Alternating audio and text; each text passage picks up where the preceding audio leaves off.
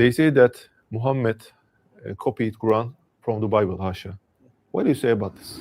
Well, we've got a lot of things to say about that. Not only that, the Christians have a lot to say too. Actually, the Christians talking helps our case, because Allah says in the Quran that woe to those who change the scriptures with their own hands and say this is from Allah.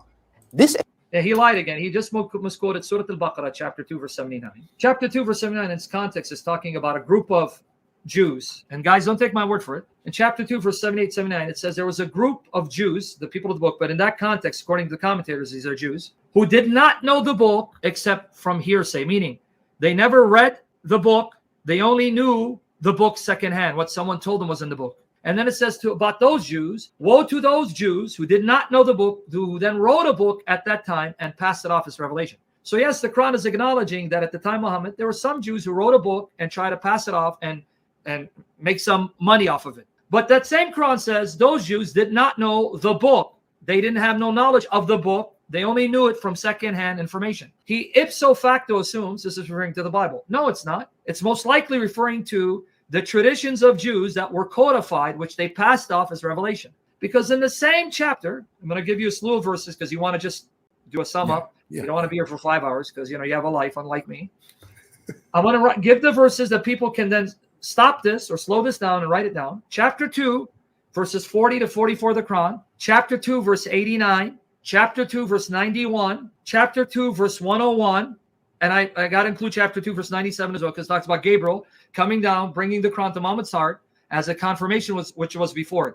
So chapter 2, 89, chapter 2, 91, chapter 2, 97, chapter 2, 101, chapter 2, verse 121. In all of these verses, it says, one of the proofs that the Quran is from the God of the Jews and Christians is that the Quran confirms what is already with the Jews at that time, already with the Christians it says, this confirms what is already with you. Now, let me give you some other surahs. I just give you the references. You can write them down. Chapter 3, verses 3 to 4 of the Quran. Chapter 3, verses 113 and 114. Chapter 3, verse 199. Chapter 4, verse 47.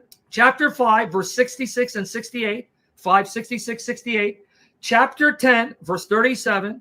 Chapter 10, verse 94. Chapter 12, verse 111. Chapter 46, verse 12 and 30.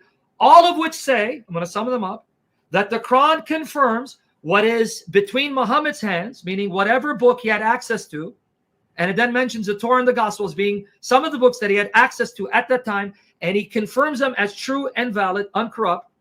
And it says not all the people of the book are alike, because there's a group of them that would not sell the verses of Allah for miserable gain, but recite the book the way it's supposed to be recited and fear Allah, and even supposedly believe in what Allah gave Muhammad.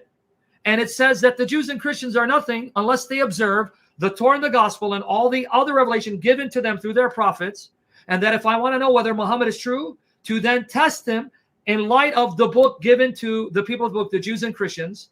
So when we take what the Quran teaches as a whole, the Quran goes out of its way to say, whatever books, whatever scriptures the Jews and Christians had at that time of Muhammad, those books are confirmed by the Quran to be uncorrupt, perfectly preserved, and they are the words of Allah to be used to live by and judge Muhammad's revelation. So what is this guy talking about?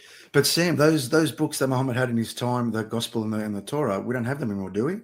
Well, this is where the Muslims wish that would be true, because we have manuscripts of the Old Testament books and the New Testament writings. Before, during, after the time of Muhammad, they're identical to what we have today. We even found copies of the Old Testament books that were discovered in 1947, Dead Sea Scrolls in Jerusalem. The only book they haven't found yet is Esther. Some of these books are fragmentary, but some are nearly complete, produced 200 years before the time of Christ. So we know what the scriptures were that Jesus had access to, because this is important. So I'm going to give you other verses.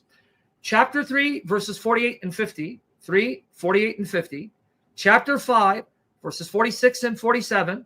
And chapter 61, verse 6 state that Jesus confirmed, and his gospel confirmed, the Torah and the writings between his hands. Meaning whatever scriptures were there that Jesus had access to, he was sent to confirm, and his gospel confirmed those scriptures are the uncorrupt, perfectly preserved words of God. So when did the corruption take place? So if the Bible is corrupt, contrary to what he said, the Quran is a lie. Because what he said was, if the Bible isn't corrupt, the Quran is a lie because the Quran says the Bible's corrupt. No, the Quran says the Bible is uncorrupt. So if the Bible is corrupt, the Quran is a lie. But here's where he buries himself.